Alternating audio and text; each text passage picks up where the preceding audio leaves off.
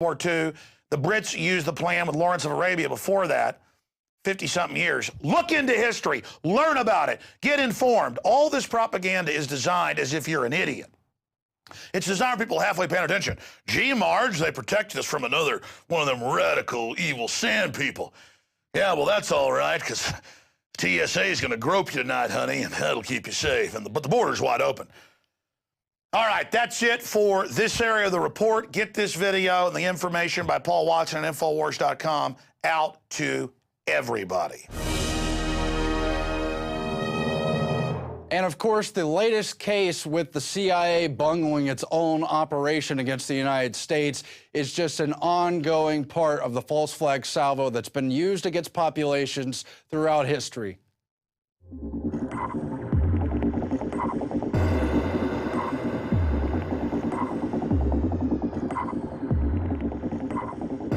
The chronicles of false flag terror are endless. The pages would take hours and hours, if not weeks, to read. But you know many of the cases. The globalists have used it against us so many times just in the 20th century. The Spanish-American War was goaded on by the sinking of the USS Maine. World War I was goaded on by the sinking of the HMS Lusitania. The German U-boat was demonized after it attacked a passenger ship carrying cargo. Pearl Harbor is now exposed to be basically a false flag attack to get the U.S. into World War II. We've seen it over and over countless times throughout history from all different countries, but including the United States. Let's look at what is false flag terror.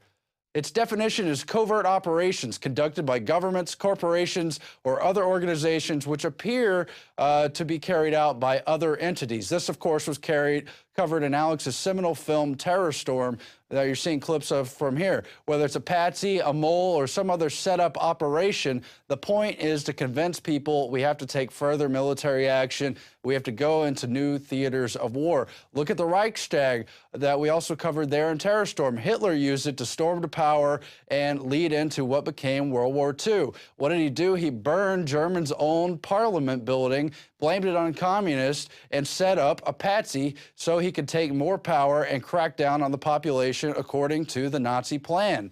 It's just disgusting, and yet it's proven in history.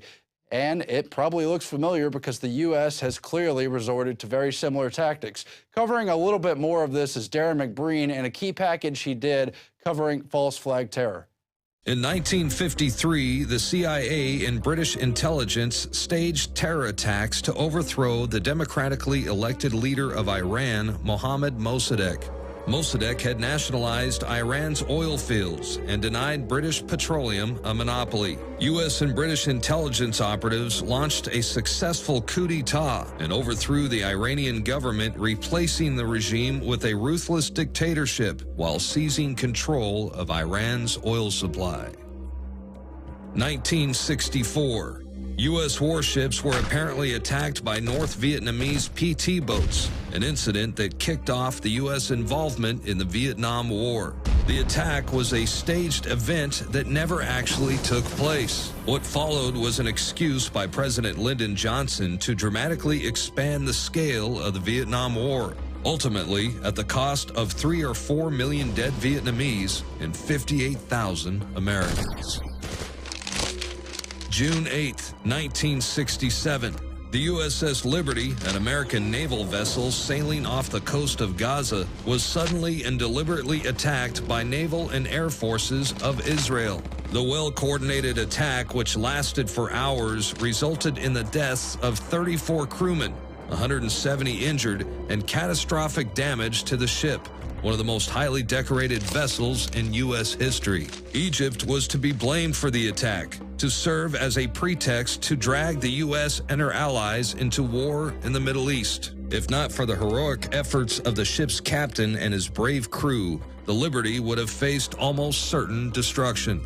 The truth about Israel's attack and subsequent White House cover-up continues to be officially concealed from the American people to this day. And so these cases are particularly important because the Gulf of Tonkin, the USS Liberty, these other cases have been fully or at least partially declassified. We know there was a lie and deception going on, and it's proven in the record. In more recent cases, we only have clues and piles of evidence, even though it's not fully admitted, but it fits the same pattern. And of course, we have documents from the 60s, including Operation Northwoods, where they theorized on whether or not they might use hijacked airline deceptions and other tricks to get us into a war with Cuba and so forth and so on. So you can see where government has been methodically plotting these plans and in many cases putting them to action.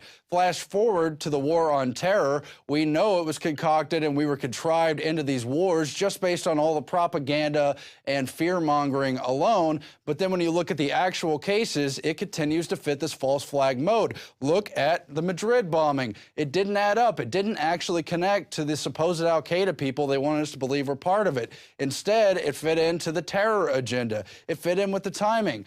Then we saw the 7/7 bombing, which appeared to again be part of our Muslim radical extremist enemies we're supposed to go to war with around the globe. Yet people like Peter Powers were running simultaneous drills that appeared to be almost identical at the exact same time in the same location. And when they were later confronted about it, oh, nothing going on there, I'm going to walk into this broom closet and not answer your questions.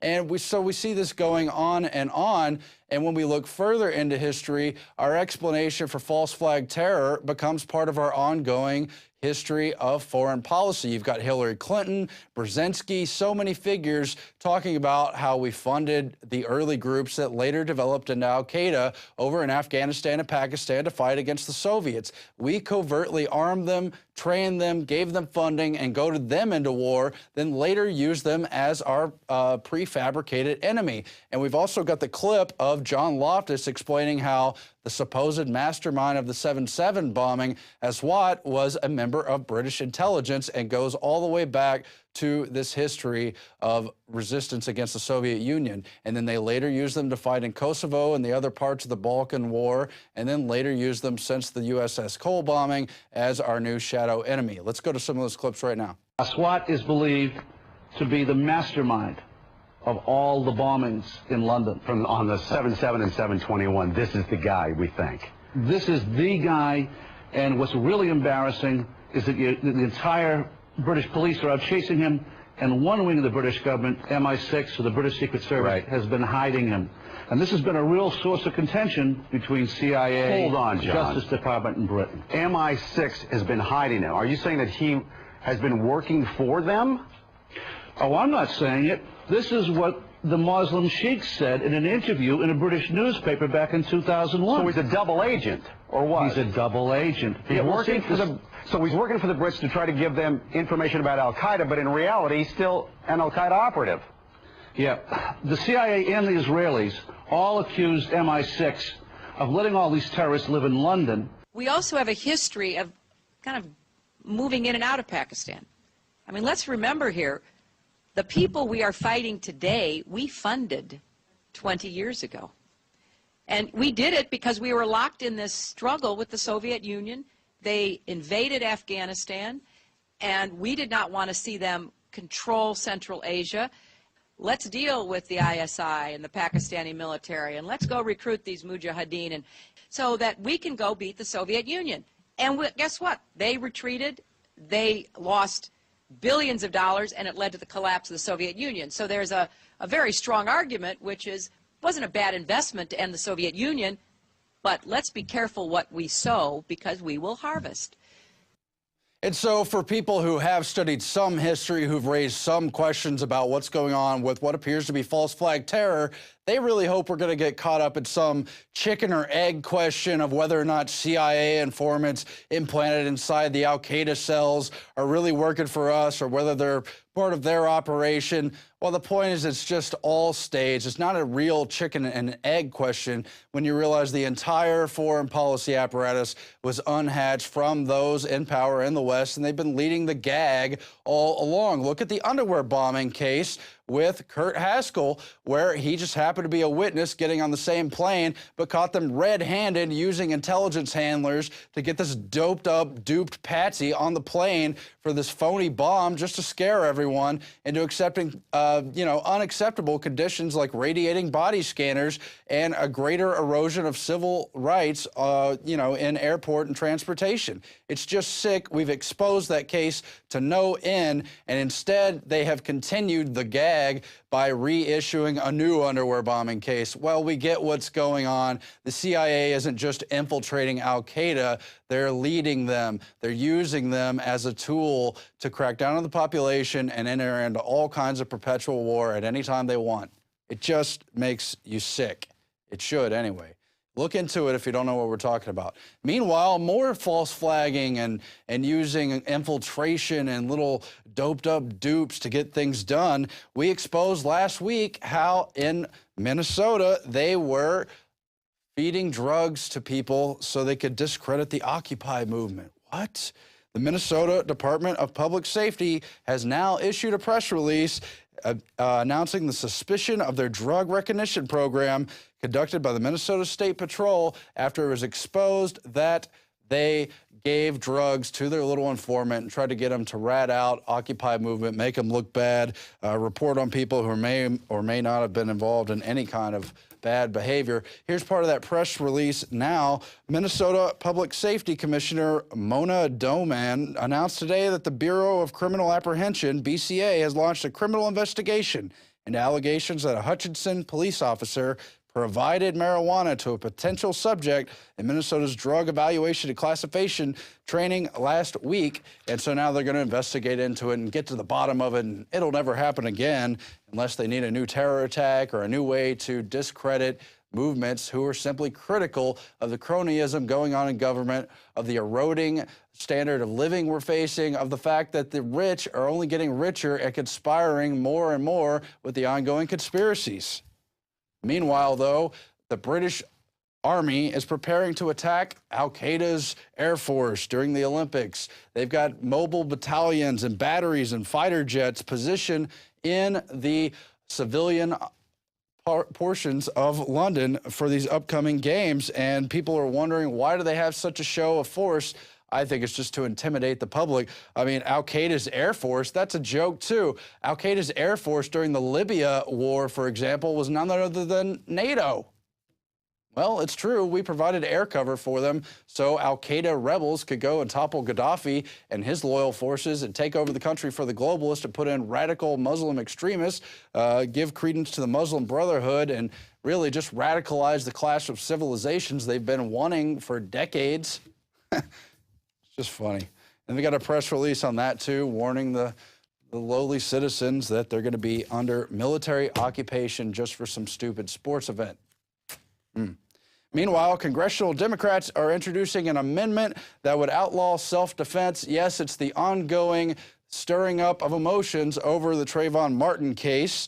You've got Keith Ellison and Raul Grijalva, two different members of Congress who have introduced this amendment, which would be passed under the Omnibus Crime Control and Safety Streets Act of 1968 to take away federal funding from states. I think there's about 18 of them that have laws similar to or related to Stand Your Ground.